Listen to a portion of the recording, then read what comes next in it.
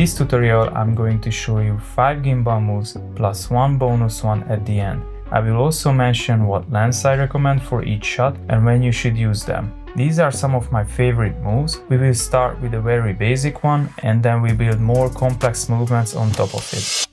The first one is the follow shot. In this example, I'm using a 35mm lens, but you can use pretty much anything. I would recommend something like 35, 50 or wider, depending on how much background you want to show and how much background blur you want. The key here is to keep a consistent distance from your subject. You simply follow the subject from behind, from the front, while walking backwards, or even from the side. Very simple move, but a great way to show your subject in a clean and natural way. The second one is the orbit shot. Here is the goal to keep the same distance from your subject while moving around them.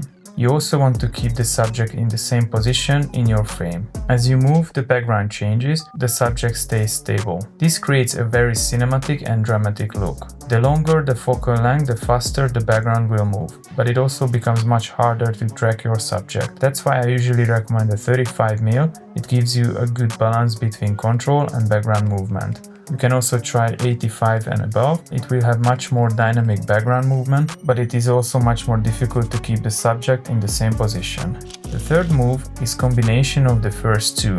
You start with the follow shot, then transition into an orbit. You keep the same distance and then slowly move around your subject either to the right or to the left. This adds more depth and makes the shot feel more dynamic and also more seamless. It also helps you show both the subject and the environment at the same time. In this case, I would recommend either shoot with a wide-angle lens, 16, 20, 24, but you can also use a 35mm as in the video now. The fourth one is the pullback shot. Your subject starts outside of the frame, then walks into it, while you move backward at the same time. This reveals the subject and also opens up more of the location. It is a very dynamic and cinematic move, and it works great for introducing both the person and the environment. For this one, I would recommend using a 35mm or a wider, so you can capture more of the scene. The fifth one is one of my favorite ones. This is a combination of everything I have done so far. So you start with the follow shot, then move into a half orbit, and then you transition into a pullback shot. This allows you to reveal more of the location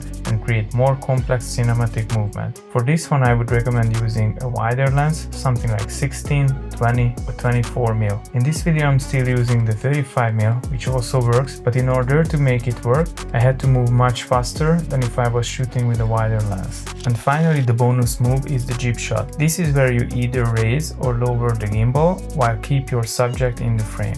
The key is to track the subject and keep them in the same position as much as possible. In this case, we are using an AI tracking on a DJI RS4 Mini. It is not perfect, but if you move slowly, it works pretty well and it tracks the subject. This move is very cinematic because it adds depth, gives you a nice reveal. You can start close to your subject and then move up to show more of the environment, or the other way around. For this, I would recommend something like 35 or 50mm. It works really well for more dramatic shots and when you want to emphasize your subject.